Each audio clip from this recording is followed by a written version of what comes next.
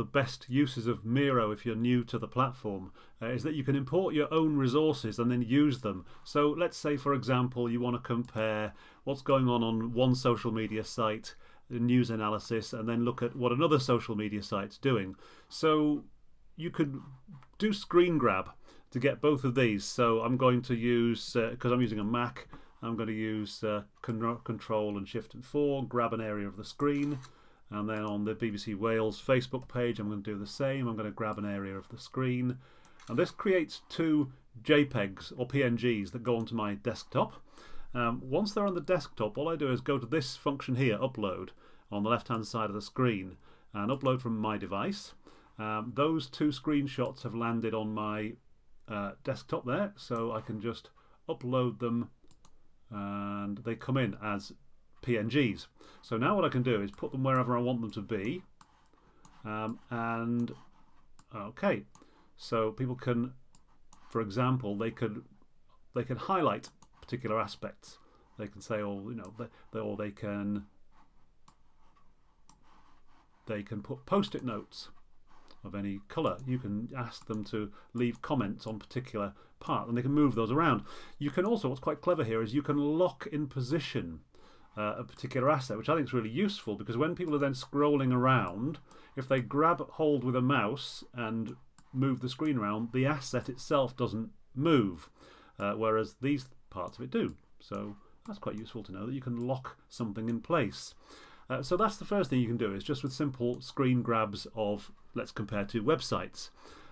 Okay, here's some other stuff you can do, importing your own resources. You could say, okay, I'm going to zoom out now, and where are my other resources? Ah, here they are. Okay, so you can make your own survey using, say, Google Sheets, and run a survey around the team. Here's a survey where a team of people have answered questions about conflict and difficult discussions in the team, and these are the results from that survey. And so you can see there are 3 questions and 3 interesting results. Again, you can ask participants in your workshop to flag using different coloured post-it notes. What do they think is a real issue, and then what do they think is a good thing? And again, you can just put these post-it notes in, double click inside the post-it note, and type your comment. Okay, you don't have to put your name on it. If you want to leave your name on it, use the comment button on the left-hand side of the screen. So that's another thing you can do, and again, it allows you to get a free-flowing discussion where people are just typing, so you're not waiting for people to talk, and people can just type, and if they want to, they can type anonymously. So that's quite useful.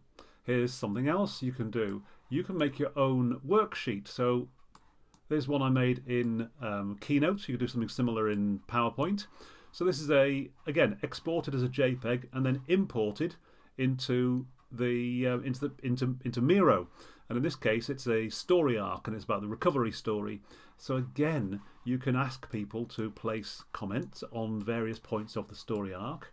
You can ask them to, you can set questions of what you want them to consider as part of the workshop. So you're kind of steering them in a certain direction. Again, it's probably a good idea to lock that asset in place so that if somebody clicks and drags, well, you can click and drag the post-it notes, but you can't click and drag the asset itself. The last one I've played with on this, which I really like, takes a bit of preparation, but it's well worth doing. And this is about coloured post-it voting. So, again, I've got a worksheet here that I've imported as a JPEG. And again, it's about conflict and difficult issues in the team. And there are 5 questions about conflict.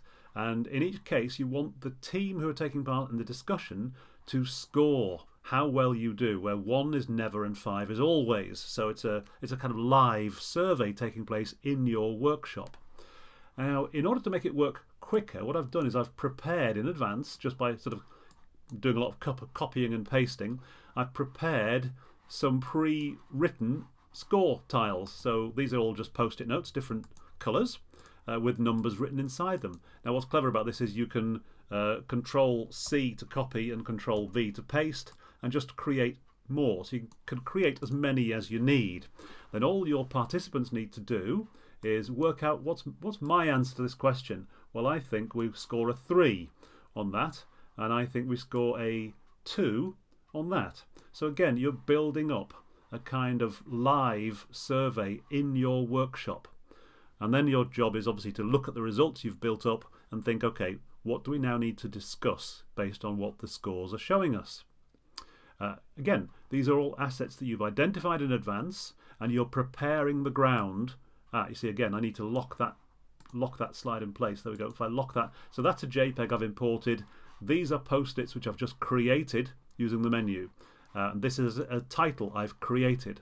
So as a facilitator, your job is to get all this stuff ready in advance. Now there's one last thing I'm going to show you which I really like, and that is a proper creative tool. So I use a lot of photographs and images as a way of prompting discussion. So I've gone to, in this case, I've gone to my website, newthinking.tools. And on newthinking.tools, there is a section there called resources. And there's a section there called downloads. And in the downloads section, you can download your own deck of random images. So these are photographs either from Pixabay, which is a royalty-free site, or photographs I've taken. And they're just a random collection of different images. And again, all you need to do is download them, choose the ones you want, upload them into your Miro. So here we go. I've got, let's have a look, 1, 2, 3, 4, 5, 1, 2, 3. I've got about 30.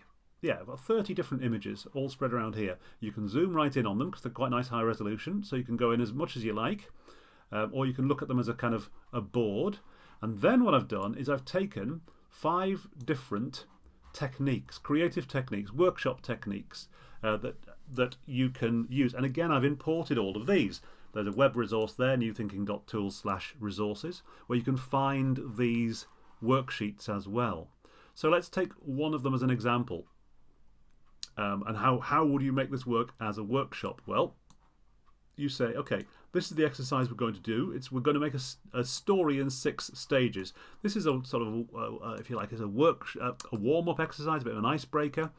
And we're going to use the Pixar model of storytelling, which is a great way to tell a basic story. And it goes in 6 stages. Once upon a time, every day, one day, because of that, until finally.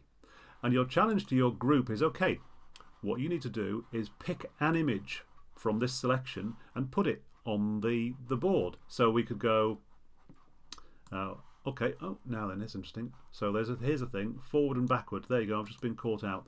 So I need to send that image back. How do I do that?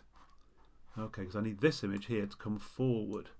Because what I'm going to try and do is, bring to front. Here we go, bring to front.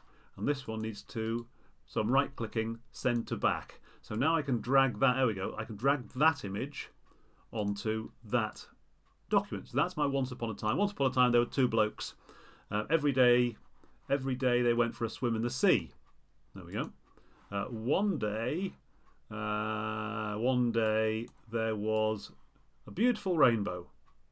Okay, you get the idea. I'm just making a story up, but I'm using the images to do it. And then, again, your choice of images, it can be pictures you've found online, it can be, as long as they're royalty free. Pixabay.com is a great site for that, by the way. It can be, I'll just show you what that on. Pixabay is this site here.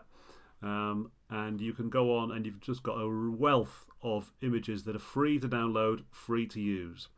So help yourself, knock yourself out. Yeah, so again, you'll need to prepare the board in advance for this kind of technique, and then you need to spend a few minutes explaining to your participants how the technique is meant to work. After that, you can just leave them to it for a little while, and then allow plenty of time for a kind of discussion afterwards about what they've learned. Okay, so that's what I think makes Miro particularly flexible, the fact that you can program in all these different resources and use them for your group discussion.